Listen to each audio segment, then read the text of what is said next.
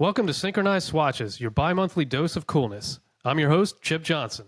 And I'm the other guy, recapper, Chris. Every other week, we watch an episode of the cult classic 90s sitcom Parker Lewis Can't Lose, and then we record ourselves talking about it. It's time for Operation Record the Podcast. Are you ready? You darn tootin'. Gentlemen, synchronize swatches.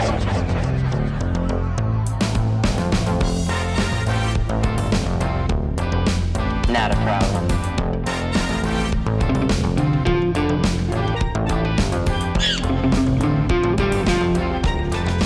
I've never liked you, Lewis. Not a problem. Eat now?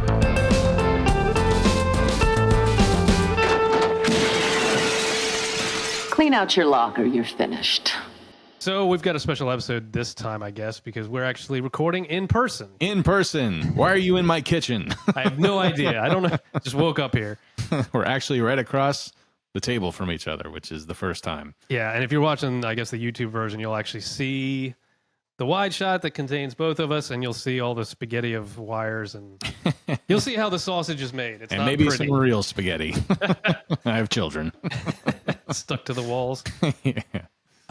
But yeah, no, so I'm actually in town, back on the East Coast for the holidays, even though this episode's probably going to be February or something. Yeah. It is nearing Christmas time, and I'm visiting family, so we decided to do one in person. Yep. And in the spirit of the holidays, I'm going to give you a present. Oh, dude. There you go. Didn't we decide years ago we weren't going to give gifts? Yes, but this one I couldn't pass up. All right, so I guess I got to open it. Yep. Yeah, don't open it. Just leave it off to the side. We'll tell you later, folks, what it is. All right, all right. Well, thanks, man. This is very suspenseful. I'm really curious to see if you manage to use this. And you'll see why shortly. Oh, dude, this is fucking awesome. Show it to the camera. Yeah, we need a close-up on this. Yeah. Total Recall Laserdisc. On Laserdisc. Do you have a Laserdisc? I player? do not, but I will hunt one down. Now you and gotta I get will one. Fix one. Yeah. So that I can start watching Laserdisc. I was Dude, like, this is great. you like obsolete media. I love obsolete media. Yeah. Oh, this is great. Oh yeah, Cool. I'm definitely gonna hunt down a Laserdisc. Yeah. Let even me if know. it's Let me broken know and when fix you. Yeah. I'm curious. I don't think I've ever seen anything on Laserdisc. Have you ever seen a Laserdisc before? I have actually. A friend of mine growing up, his family had a Laserdisc player, but they also had another like really obsolete media format. It Yeah. came out around the same time as Laserdisc, but it was like a cartridge. Did you ever see those? So it's like it's about the size of a Laserdisc, but it's square, Okay. and it's like a plastic cartridge that's maybe a 1/4 inch thick. And I think it actually had like a Laserdisc thing, like a disc inside, and the cartridge would go into the player, and I guess it would open. It's kind of like a computer disc. It would open up the slot, and it okay. would read off of the disc inside. Yeah. So it was kind of like a Laserdisc, but it was like a little more protected, I guess. Yeah. It was a cartridge thing. Wow. I don't remember what that was called, but they had a Laserdisc player and a whatever that cartridge thing was. Wow. I've never heard of that. And I remember I'll look watching into that. Planet of the Apes on one, I think on the cartridge one. Wow. When I was like, I mean, I was probably like 6 or something. Yeah. No, this is great, man. Yeah. Thanks, No dude. problem. I was like, who do I know would want some obsolete media? Obsolete Total media. Recall. Yeah, I'm all about the physical media, man. All right. Today we're talking about season 1, episode 7 of Parker Lewis Can't Lose, entitled "Love's a Beast," or in German, "Atemlos." I don't know if I pronounced that correctly, but that just translates to "breathless," which makes sense if you've seen the episode. Yeah, this is one of the few like German translations. Like, oh, that totally makes sense. Yeah, it fits perfectly. Usually they don't. Yeah. So this episode is directed by Max Tash, and this is his second episode directing. He also directed the earlier episode, Power Play, episode 3, the one with Matt Stiles. Yeah. Some of his other credits would include he did an episode of Northern Exposure, which I figured you'd probably enjoy. I love Northern Exposure. And in keeping with the theme that we seem to be developing here of like rebooted series from the 90s, he did an episode of the new WKRP in Cincinnati. I didn't even know they had a new WKRP. I didn't either. I do I not had remember no that. idea. I mean, obviously it only ran for what, a season? Yeah. I have a feeling there's probably a lot of these that litter the landscape of, late 80s, early 90s kind of reboots of 60s shows and stuff and 70s shows. But Yeah. and he also did an episode of Dinosaurs and 13 episodes of Weird Science, which I do remember watching Yeah. What, USA was it? It was a USA now? show. Yeah. I actually enjoyed that show. I mean, Yeah, granted, it wasn't bad. It's no John Hughes movie. I mean, it doesn't Right. live up to the movie, but it was a fun show. Yeah, it was silly. I remember it just being kind of a silly, goofy show, but Yeah. it was fun. So, the original air date for this episode, Sunday, October 14th, 1990. Someone has a crush on Mikey Randall, and he's dying to find out who. After days of gifts from someone known to him only as Breathless, Mikey is determined to unmask his admirer. But with Parker trapped in detention all week and unable to aid in his search, will Mikey ever find the other half of his broken heart-shaped box of chocolates? And when he does, will she leave him breathless or horrified? That's a great synopsis. Man. Thanks. Well written synopsis. Thank you. It's better than the one. You've got a job at IMDb. Yeah, no, thank you. So, our opening credits gag, which we need to come up with a better description of this, maybe the title gag or something. I feel like we'd stumble over this every time. I hate saying opening credits gag. It's just sloppy. I mean, that's what it is, though, right? It's the Yeah. opening credits, and it's. I guess it's not a gag per se, but I mean, it is because it's always like some door opening or some like, TV turning on and off. But yeah, this one we have a slideshow. Yeah, I'm just going to call it the title goof. So the title sequence goof. That's a lot easier to say. Yeah, simplified. So the Lewis family is sitting around watching a family vacation slideshow like people used to do back in the day. And Parker and Shelley are on the floor, and their dad's narrating from the couch with Mrs. Lewis.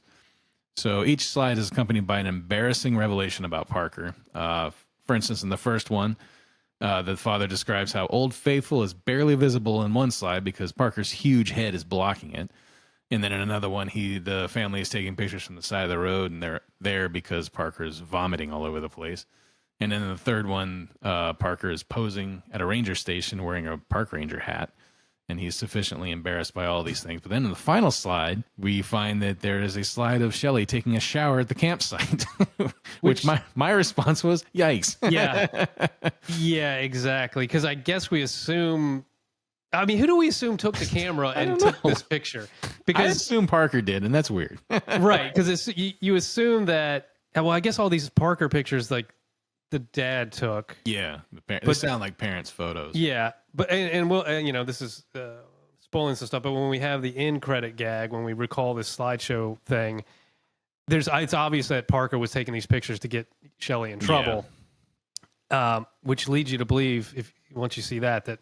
Obviously, Parker must have taken the camera, but yeah, her taking it—it's just weird. It's just weird. Yeah. All I can think of is he's trying to embarrass her by putting it in there, but it's just a strange, Totally strange, man. So anyway, we open in the hallway, and Mikey Randall is at his locker, and he opens his door, and he is just covered by a deluge of chocolate kisses that pour out. They're ankle deep around him and Parker and Jerry.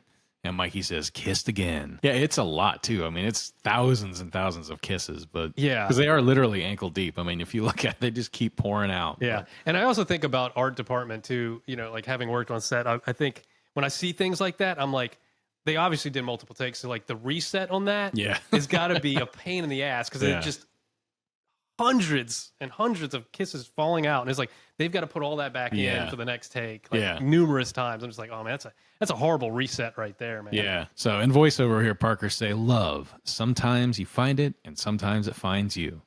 So Mikey has a secret admirer. That's your third present in 2 days, sir. First the Ziggy Marley collection, then the monogram fanny pack, now this. Who is it, Park? When is she gonna tell me her name? And then we hear the stomping footfalls signaling the approach of Kubiak down the hallway. He's carrying someone under his arm, who he then stuffs inside a locker. And Parker tells us that while some people collect stamps, Larry collects freshmen. And that causes Jerry to dive into the nearest locker to avoid Kubiak. As he is wont to do. And Kubiak looks at them for a moment and then starts lumbering away. And then Shelley shows up and tells Parker that he forgot to take out the trash that morning. And Parker responds in typical older brother fashion by saying, you made it to school all right, didn't you?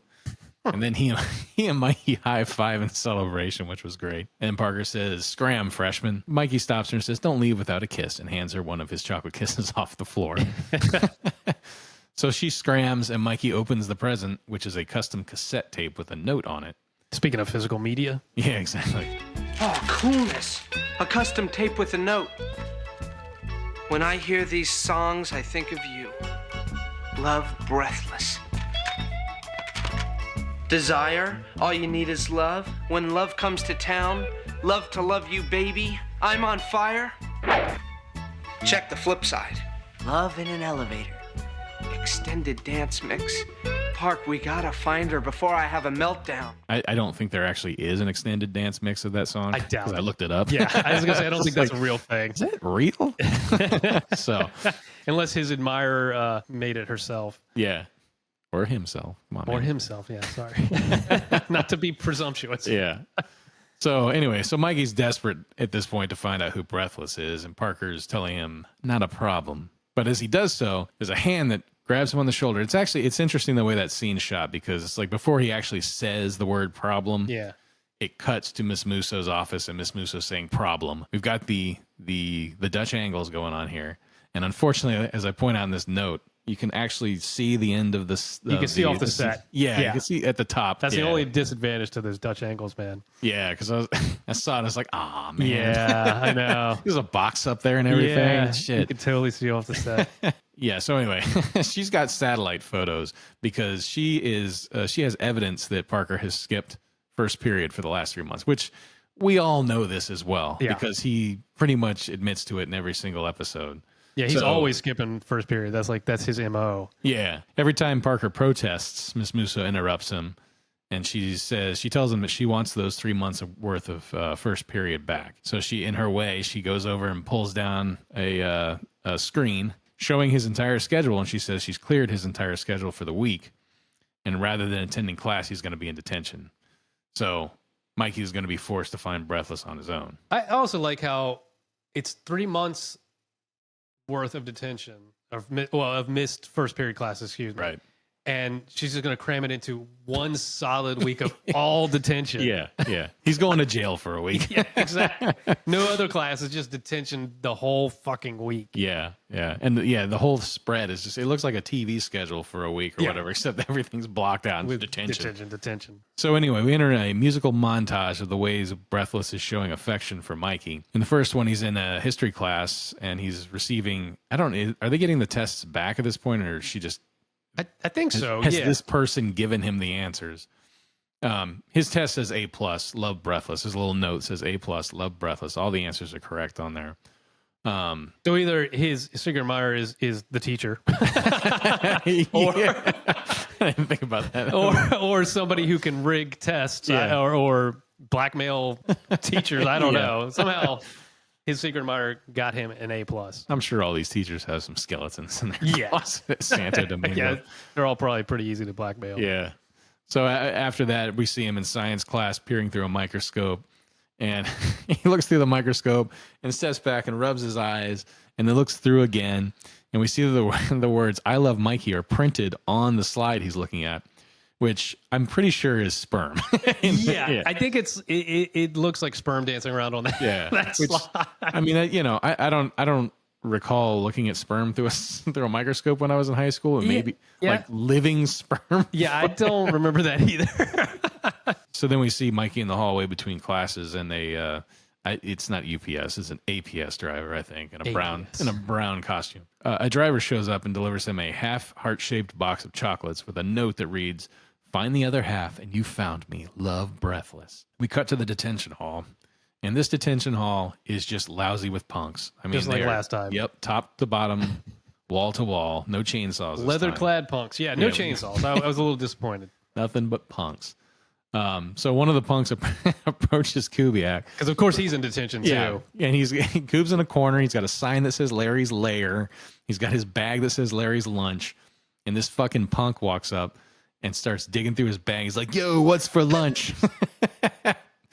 Wow. And Obviously, this guy doesn't know what he's doing. yeah, he has no idea. And Kubiak just growls at him in a classic Kubiak way, and he retreats. He doesn't run off like most of these Yeah. people, so he's obviously not that scared, but Yeah. he knows when to fucking call it quits, so he backs away at that point. Parker's not especially uncomfortable in this place, but not like in the previous episode when Jerry was in there and he he was being harassed by everyone. Yeah, Parker can hold his own here. Yeah, everyone's leaving him alone in there, even though there's chaos going all around him. But he's focused on Mikey, and he decides he's going to break out because Mikey needs him.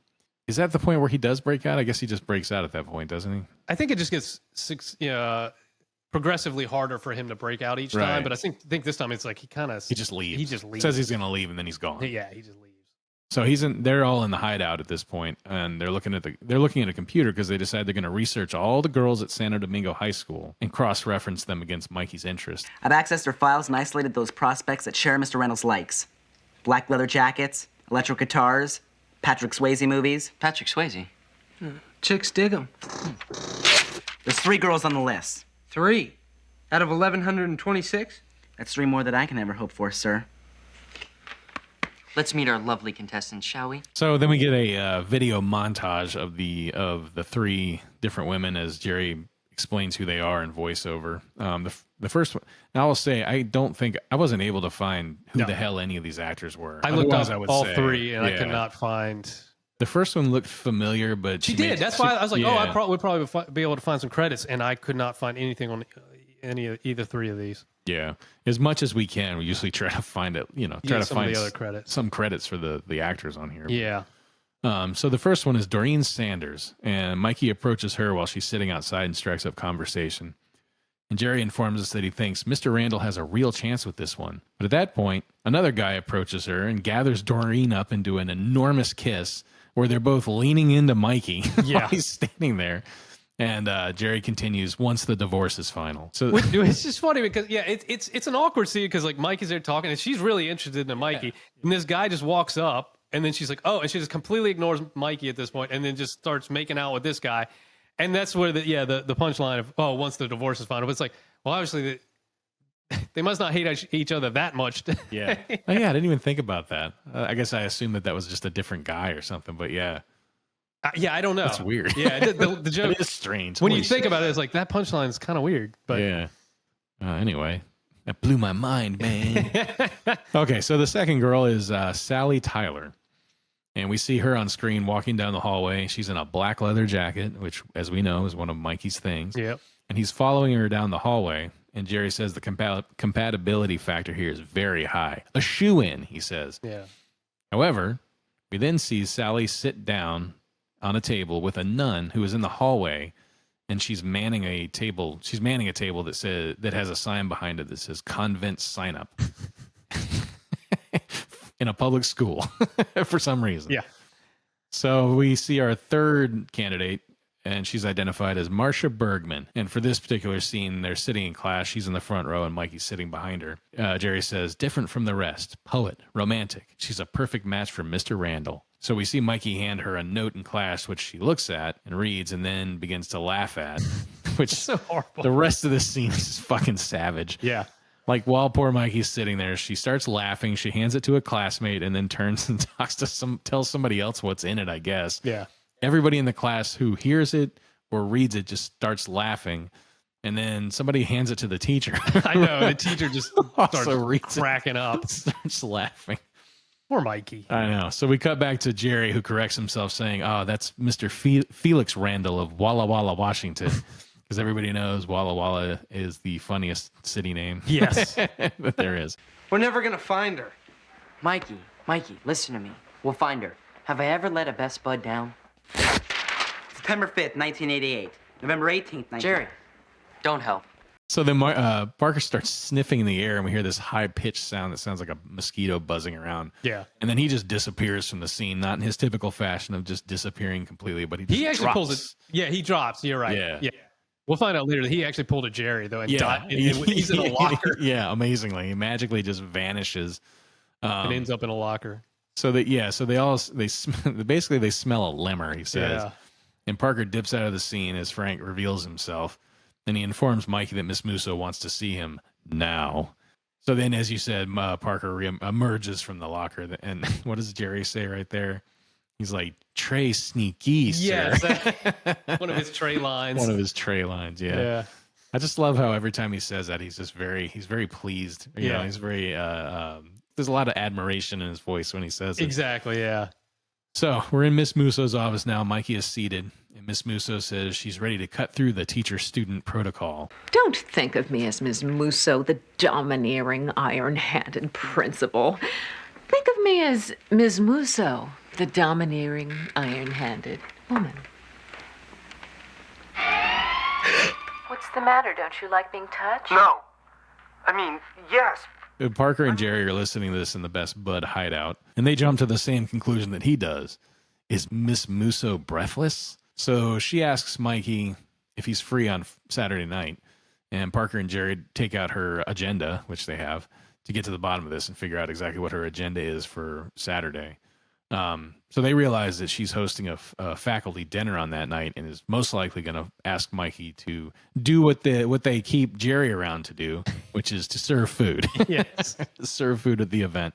Parker realizes that Mikey does not realize what's going on. Right. So he's running down the hallway in slow motion to try to prevent him from saying something bad. Stupid.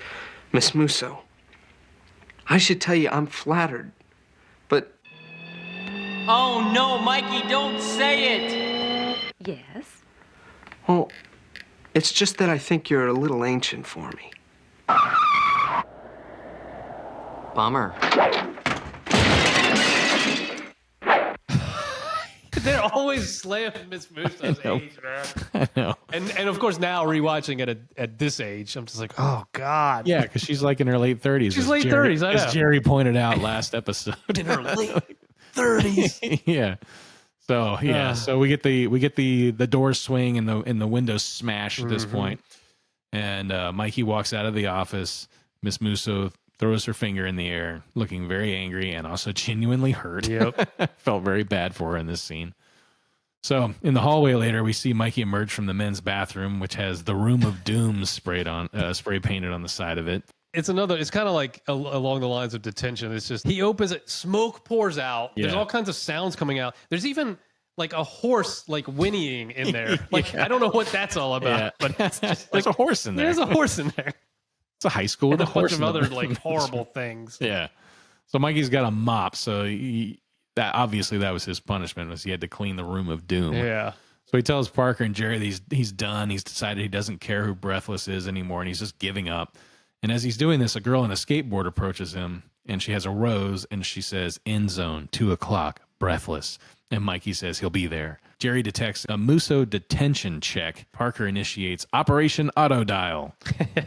We cut to, I don't think Jerry has a device or anything at this point. He just presses a button. He presses a button or presses a something. remote, And yeah. we cut to we see a monitor in the hideout, right? Right. And we see like a computer screen blink to life, and it says, auto dial initiated, and you see some numbers come up on the screen. Klondike 5. Yeah, yeah, exactly. What is it? Oh, hello, Mother. How'd you get this number?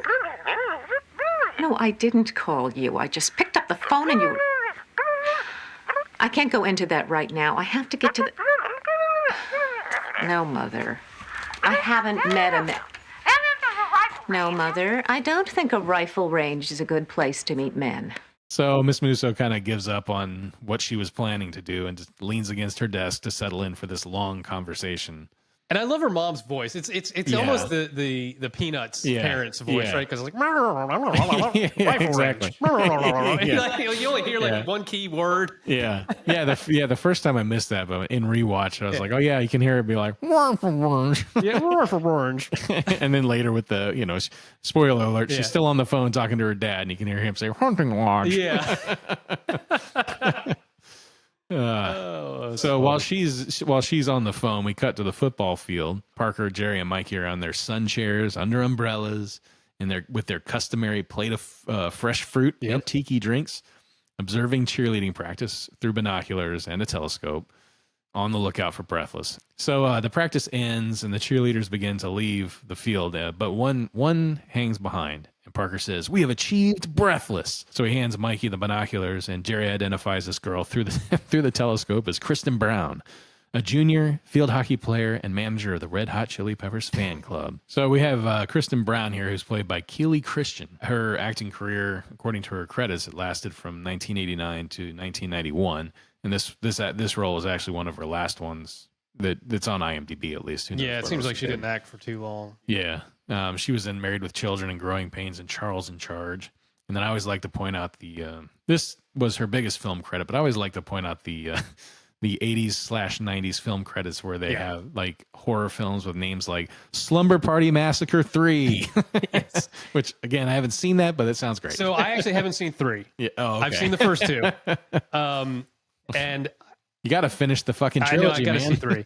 But the first one is like, I guess early 80s. It's like, kind of classic slasher film. Yeah. And it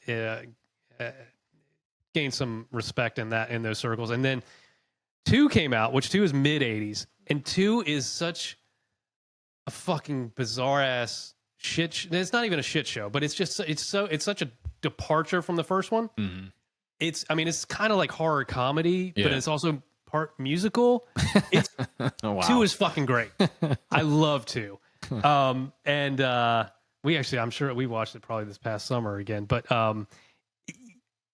yeah, I mean, I don't know how much you are into like the 80s horror stuff, but like, even if you're not, you got to watch Slumber Party Massacre 2. Okay. Because 2 is, I fucking love it, dude. And it's so entertaining.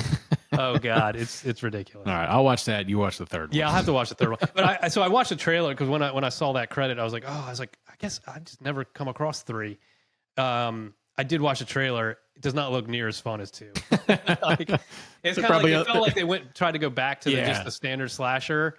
Whereas 2 is like, I mean, it's making fun. It kind of makes fun of the slashers. It's kind of meta. There's it's not. I mean, it's not as meta as like some stuff Wes Craven was doing in the 90s. But it's worth watching for sure. I just like to imagine the director showing up the first day, like, all right, enough of this silly bullshit. Back to serious fucking horror. We're not singing in this one. Yeah. So Mikey says, "Excuse me while I kiss the sky," and then he approaches Kristen, and she's bent at the waist when he approaches, and he just stands behind her. It's a little awkward. It is awkward. He says, "Hello, Breathless," which startles her naturally and understandably. So after some awkward back and forth, Mikey tells her that he's noticed her. She's been digging on him. I know. And she's embarrassed that it was that obvious. And he says, "It's not like you've been sending me presents or love poems." She laughs as though he is joking. Yep. Because that's silly. So he asks her out and she says yes. And they start making out in the end zone immediately. I know. Right to it. Cut right to the chase. And Jerry and Parker are celebrating at the other end. And they check in on Miss Musso via portable speaker. They find that she is still on the phone. As I mentioned, this time she's talking to her dad, who she calls Daddles. Daddles. I know. I meant to put that as a note. Daddles. Yeah, it's like, "Hello, hi, Daddles." And then he suggests that a hunting lodge might be a good place to meet men. So yeah, we're learning a lot about Miss Musso's family and her upbringing here. Yeah, you kind of get a little glimpse of why she is the way she is. Yeah. So Parker and Jerry are toasting each other, and we see the happy couple kissing one more time before the camera goes screaming away to the other end zone, where we see Shelley Lewis holding the other half of the heart-shaped box of chocolates, looking absolutely furious. Oh. Yeah, in typical Shelley fashion. She just looks so mad. Not as mad as she does later. So she growls, and then she kicks the box of chocolates in the air. And then there's a shot of Mikey and Kristen kissing while the box of chocolates flies through the uprights behind them. Why isn't she playing football? I know. Maybe after she dates a football player. Yeah. So anyway, we come back from the commercial, and we see an interesting shot of the sign on the door to the chemistry room. It just says chemistry, and then Mikey and Kristen start embracing and kiss in front of it. So it's kind of an interesting layout for that shot. These two have chemistry. Yeah. Yeah. In case you didn't get it, there's chemistry here. So Parker says that he's enjoying seeing them as a couple, and he's literally seeing them as a couple because he's standing right next to them while they're kissing. Watching them. He says he can't dilly-dally since he's supposed to be in detention, and he detects Miss Musso approaching. So he spins on his heel to run away, but he runs directly into an open locker door, which was a great shot. He just slams right into that fucking door so hard. Yeah, it is funny too because when he takes off, he does a very cartoony run. Like, yeah, he actually, because like I backed it up a couple times. Just like I was like, oh, that's so goofy. Like he does this like that and just like slams right into the door. He's locked right on his ass. I mean, he's laid out on the floor. And Shelley emerges from the locker. Everybody in this episode's in lockers. Yeah. So she puts a foot on Parker's chest, and he asks, "What was that for?" And she says, "Oh, like you didn't know." And then she storms off, stepping over him as she goes. So while Parker's still lying on his back, Miss Musso and Frank arrive and appear above him. And Miss Musso tells Frank to escort him back to detention and guard the door. And Frank says that this is the very thing I live for, Miss Musso. It's so arch. So Frank throws Parker back into the detention room and locks the door. And then Parker is approached by Meatloaf. Which, yeah, so this is the poor man's Meatloaf that we had in Parker, episode 4, right? Parker Lewis must lose. The election one, right? Because he's like, I think it was that dude Leber. Yeah. And I referred to him as the poor man's Meatloaf. But so I noticed in this one, he's in the credits. That's him? Yeah, so he's credited as Badge. Wow. I've seen that credit on IMDb. I did not recognize that as him. So he's played by BJ Barry. Yeah. He did 12 episodes of Parker. A bunch in season 1, a few in season 2, and like 1 in season 3. Yeah. He's really good. Like, I mean, I recognize him from stuff, so that's why I assume. He's like, he's in he's got like a very small part in The Last Dragon. He's in the Mask, the Jim Carrey one. Oh wow. Again, just as like a street thug or something. Yeah. Tons of 80s sitcoms, like Growing Pains, like it just one-offs, like, and I think he just plays that type of character, like that big kind of oaf guy. Yeah. And he's still doing stuff. He looks completely different. That's why I didn't recognize him but then you look down at the photos down there. Oh yeah, there's that one of him on Parker Lewis. On Parker Lewis, they're holding a soda can. Yep. For doing That's something. Him, all right. And then him next to Jim Carrey, The Mask, playing some street thug or something. Yeah. But yeah. And I was job, like, BJ. He actually has a name. Yeah. Badge. Way to go, BJ Barry. Yeah. So that's awesome, man. All right, so he's approached by Badge and 2 other punks, and they ask him what it's like on the outside. So what'd you see out there, dude? You're not gonna believe it, guys. Batman's out, heavily armed turtles are in, and there's a 4th network. No way, dude. It's funny to watch now, obviously, because 30 plus years later, there's 500,000 channels. But it's crazy to think that. I mean, unless you had cable at the time, right? But a 4th network. Yeah. You had ABC, CBS, and NBC. That was it. Yeah. When and this Fox was came along, man, it was like, holy shit. There's a 4th one. And this was like the season after The Simpsons premiered. So, I mean, Fox was kind of blowing up because of that. But it was still, I mean, they made jokes on The Simpsons for the first 5 years about being on Fox. You know? Exactly. So, yeah. So, anyway, they're totally amazed by this, which you would be at the time, I guess. So. Yeah, and I don't know if you noticed this too, like, it's just a quick shot, but I think Coob is actually crocheting. What is he crocheting? I don't know, but I think he's saw it and I was like, I don't know what the fuck he's doing. I'm sure it's food related. Yeah, but it's probably a hot dog or something. It's crocheting a hot dog. Yeah, so now we cut to a shot of a knife being held up in the air, and we hear the string sting from Psycho playing in the background. And then the blade comes down, and it's Shelley holding it, stabbing it into the food on her plate. And we see that we're in the Lewis family dining room. You know Mikey's serious about a girl when my parents invite both of them over for dinner. Mrs. Lewis tells them that they make a cute couple and that there's nothing like young love. And then we get the best line of the episode. Yes. It's just Parker's dad leaning over and saying, "My favorite kind." So creepily, too. My favorite kind. Oh, man, I love Parker's dad. I know. It's so weird. So Mrs. Lewis asks, I don't know what her name is. I don't want to stop calling her Mrs. Lewis, but she asks how they met, and Mikey relays the story of receiving anonymous gifts and the secret meeting at the football field. At this point, Parker glances over in time to see Shelley crush an entire potato in her hand. Totally bogus. I never sent you anything. Huh? But all that stuff I got, the REM tickets, the half heart, the custom tape. I'm sure. Well, if you didn't send them, then who did? Probably some loser freshman. So Parker, with a raised eyebrow, glances over at Shelley again, and she is in the middle of absolutely murdering her silverware. She's just bending it in half. Then I guess that's the moment where he's like, Shelley is breathless? Yeah. And because then he looks over at her and her head's spinning on her neck like in The Exorcist, and the fucking dining table's floating around. Yeah, so Parker says, despite the fact that she's a freshman and a loser, he says he needs to find more proof. And at this point, he looks under the table, and she's pouring all of the cream corn into Kristen's purse underneath the table, and that convinces him that. Yeah, and that cream corn is something that the mom brought out earlier. It's a huge, it's big, huge ass like clear bowl of freaking cream corn. Yeah, it's like, man, that's a lot of cream corn. Yeah. So we cut to a shot in the detention hallway where Parker is standing behind chicken wire at the detention door, and it's clear that he has just informed Mikey that Shelly is breathless because he's responding to that, and he finds it absolutely hilarious. So Little Nightmare Shelly is breathless. Mikey, do you remember Fatal Attraction? She saw it 15 times. And Frank slides into the shot and tells Mikey to scram with this little hand gesture where he just does this little thing with his fingers. So we get along now. Yeah, exactly. You're on now here. So we get a little montage of Shelly's revenge schemes against Mikey.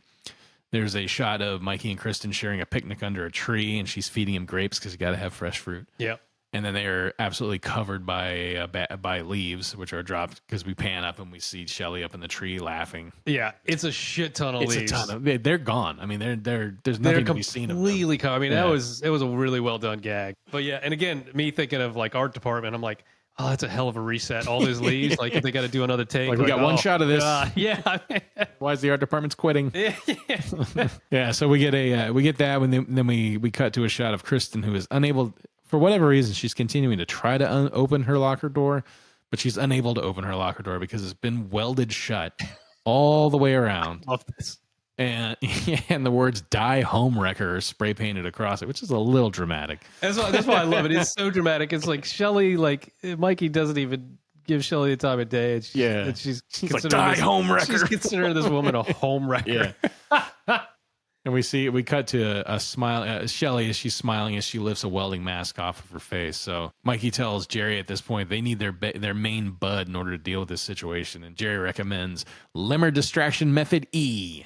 And he makes a great mad scientist face as he takes off to implement this plan, because he does like the like leans back and takes off or whatever. But the look on his face is very mad scientist is great. Very cartoony. Yeah. Frank's standing guard outside the detention door, and he just becomes aware of a magazine rack in the hallway for no reason.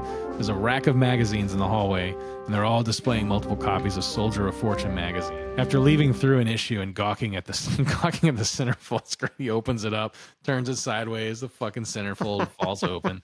He looks past that down the hallway and sees a CIA recruitment station. I don't remember what he says there. Oh my, or something like that.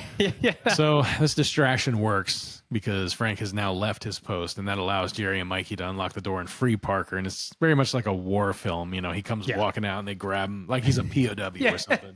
He puts his arms around him. They start dragging him away. The music's playing like it's a POW scene. And Mikey tells Parker that they need him, and Parker initiates Operation Twisted Sister. Great name for an operation. Yes, it is. So they're back in their clubhouse. It's not a clubhouse. What's it called?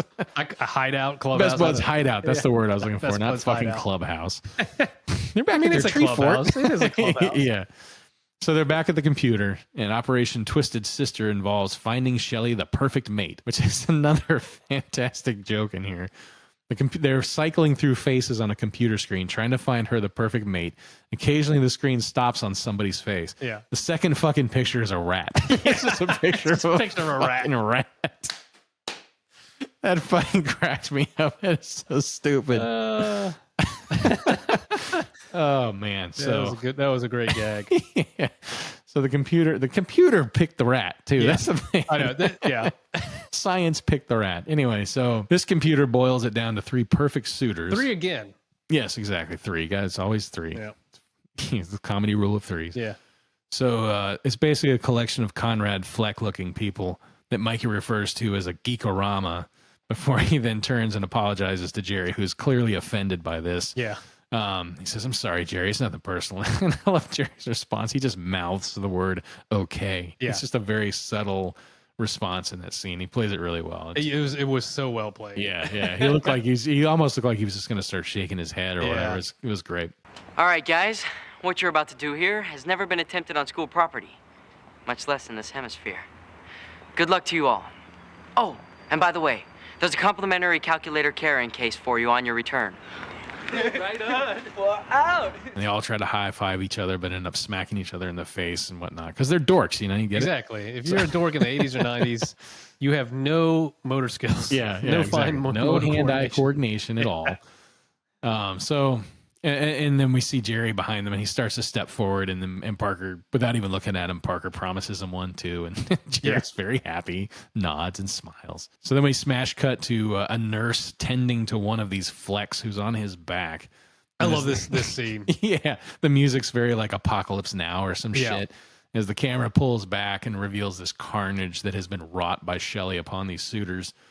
They're all like laid out on the sidewalk, and one guy's like hanging over a railing or something. Yeah, and there's like smoke just billowing through the scene. It looks like a war scene. And Parker tells us in voiceover that Shelley has created the burning of Atlanta, utilizing a bunch of freshman geeks.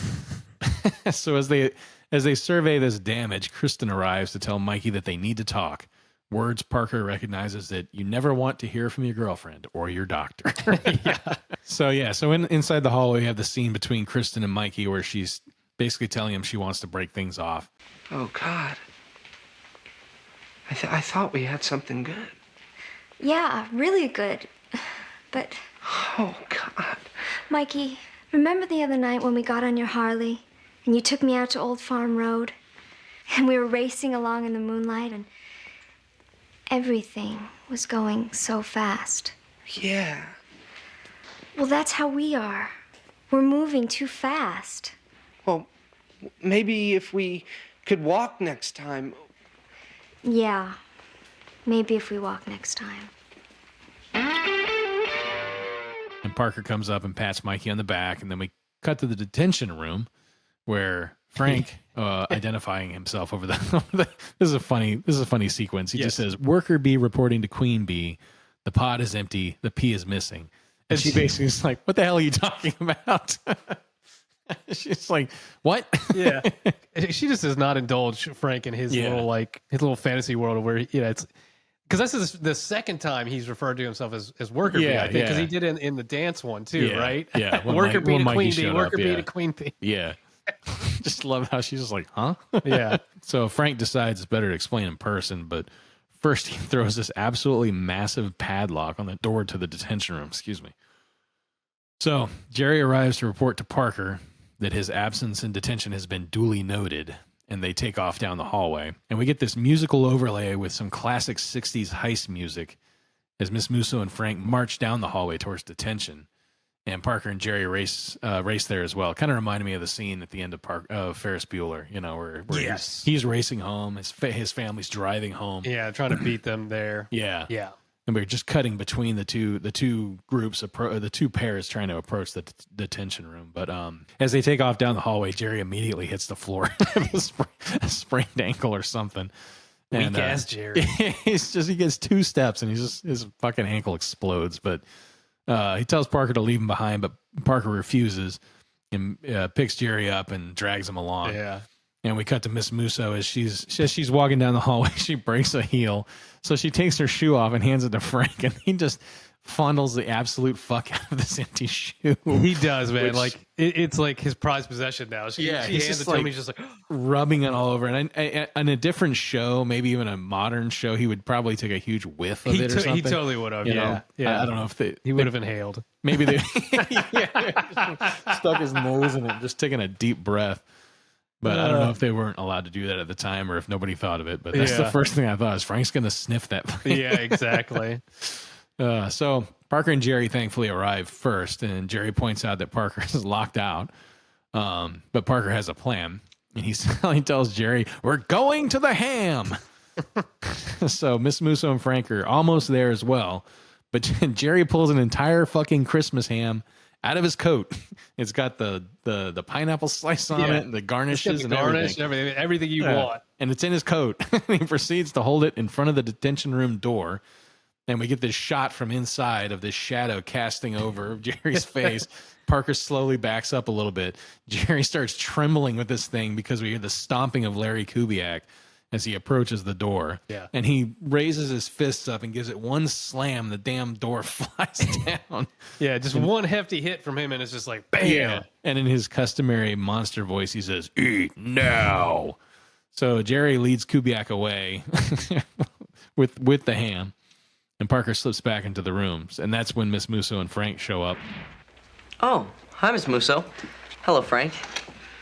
You told me that he had left the pod. Miss Musso, he must have broken in. Oh, yeah, like everybody breaks into detention. And everybody has a good laugh at Frank's expense.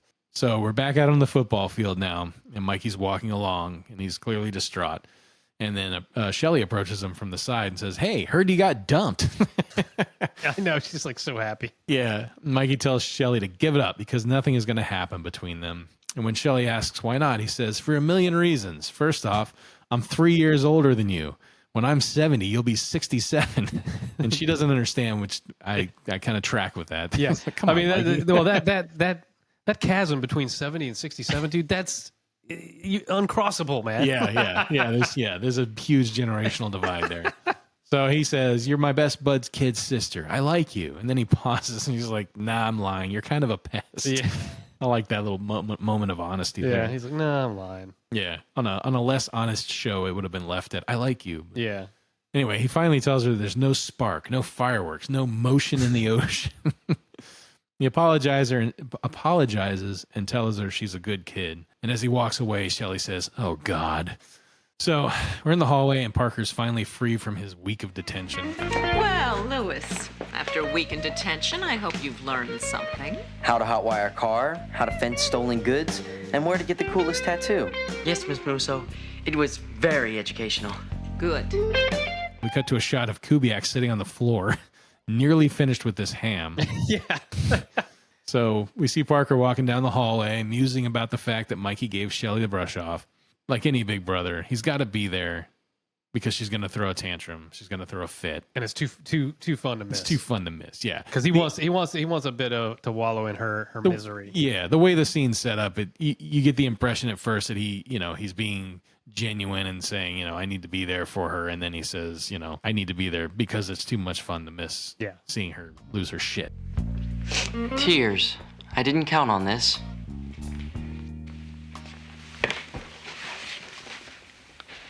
Shell, he's not the only guy around, There'll be more. Oh, yeah, right. It's trueness. Shelly Belly. Oh, shut up, all right? I don't want to feel better. Sorry. I forgot that you liked pain. So Shelly tells him that love really blows and that she really liked him. And we get this shot where the camera slowly zooms in on Parker and past Shelly.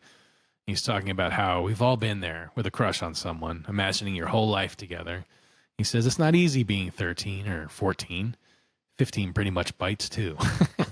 And he concludes with, "Life is confusing, but you'll learn to deal with it, Shell." And he gets no response from her, so he turns to her and he says, "Shelly?" And the camera whips to Shelly's face, where she is staring daggers off screen. She's smiling now, and she says, "Whoa, nice butt," and jumps up off the stairs. And Parker says, "We should have more talks like these." And Shelly turns and warns him that if he tells anybody that she cried, she guarantees she'll go nuke. And Parker says, "Not a problem." So Shelly goes over, and she grabs the gear and the arm of the football player she was ogling and leads him away. And Parker speaks into his lapel, and it's revealed that Jerry has been recording the entire conversation. Quote, every blubbering word. So Parker tells him to put it in the vault because it may come in handy someday, and then smiles at the camera and gives us the shrug, and we fade to credits. Imagine how many tapes are in that vault. Yeah. Oh, God. I mean, if he's willing to show pictures of her taking a shower, I can only imagine what he keeps hidden. Oh, man. So we revisit the slideshow again at the end here. The Louvre, or en français, the Louvre. Stunning. The Louvre. Yeah, he says it the same way both times. And then they start clicking through multiple slides, and these are all slides of Shelly, one of which is Shelly going through her dad's night table, click. Shelly snooping in her mom's checkbook, click. Shelly driving the car. And right before they all start freaking out, Parker shows mercy and pulls the plug on the slide projector. And we fade to black. We cut to black. That's the end. Yeah. Loves a beast.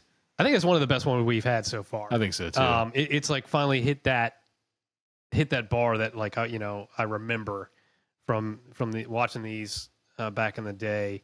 This was like that level of just jokes and visual gags and just the story propelling along at a good clip. Yeah. That there's no lulls and stuff, and it just felt like it all worked and it was cohesive and everything clicked. And I think we've got a number of these coming up. I know we both watched the next episode already, and that one's one of my favorites. Yeah. So yeah, they've hit their stride definitely with this episode. This is a really good one, really fun one. Yeah, this one concluded in a way that made sense. Yeah. It's a complete story arc, Yeah. I mean, the thing with Mikey and Kristen kind of, it wasn't rushed. It was quick. It was a quick ending to that relationship. But even that was like, it wasn't like, it didn't seem out of left field. No. It's like, it seemed like a high schooler would find a metaphor there. Yeah, be like, exactly. we're moving too fast. Remember we were on a motorcycle? Yeah. That was fast. Yeah. No, I think it all worked. It all like, even any shortcuts they had to take, it all felt natural. And, yeah. And then, Shelley's arc, of course, like, she's crushed, and then a second later she's got a new obsession, and like it all works. Like that's kind of what separates this one from a lot of other shows is the fact that we have this whole heartfelt speech between siblings at the end. Yeah. And then by the end of it, you realize she's not listening because she's looking off camera. She's staring like, at "Whoa, somebody's nice butt!" And again, that's another excellent read. It's another great line read. Exactly. There's good performances throughout. I mean, even like the end, the last, even though she's not listening, the whole speech at the end by Parker, you can see that Corin Nimmick's a good dramatic actor too. I mean, there's no silliness in that whole spiel aside from making the jokes about being 13 or 14 or 15. I mean, he's not hamming it up. No, exactly. He's giving a good read. This one has the right balance of jokes, cartoonishness, and actual like complete story. This is definitely like this is the Parker Lewis that I remember. Yeah. All right, next time, episode 8. Saving Grace. This is the IMDb synopsis. Sometimes a bunch of little events occur at, I'm sorry, I'm already fucking tripping over this. Sometimes a bunch of little events occurs at just the right time to culminate into one big disaster. This is one of those days, as Grace Musso's review is done surprisingly at Santo Domingo. Chaos ensues, Grace is demoted to teaching the home economics class, and Dr. Pankow becomes the new principal. When the new principal turns the school into a prison, Parker must figure out how to get Grace her job back. God, who writes these things?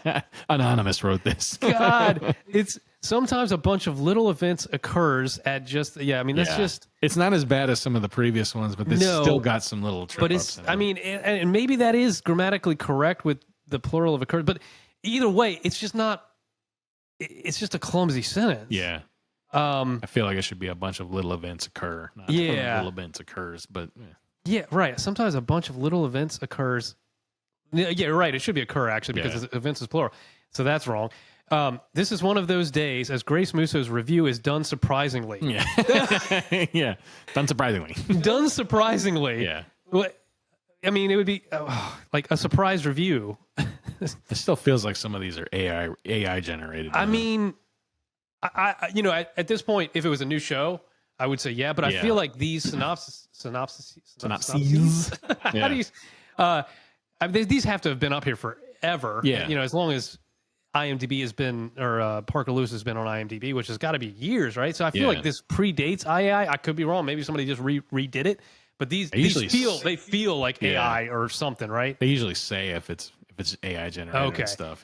I think it's just a bad writer, but done surprisingly. Yeah, take that, Anonymous. Chaos ensues. Grace is demoted to teaching the home economics class, and Dr. Pankow becomes a new principal. That one's okay. Yeah, it's not great, but it's okay. But what I hate here too is I hate repetition unless it's done for effect. So it says, and Dr. Pankow becomes a new principal. When the new principal turns the school into a prison, Parker must figure out how to get Grace her job back. Oh man, Grace, you use my first name. Yeah. But yeah, we like I said, mentioned earlier, we both have actually already watched this episode, and this is one of my favorites. Yeah, this is a coming good up. one. This is a great episode coming up, so I'm looking forward to it. I guess till next time. Yeah, thanks for coming into my kitchen. Yeah, thanks for having me. Yeah, anytime. Brother's a dead man.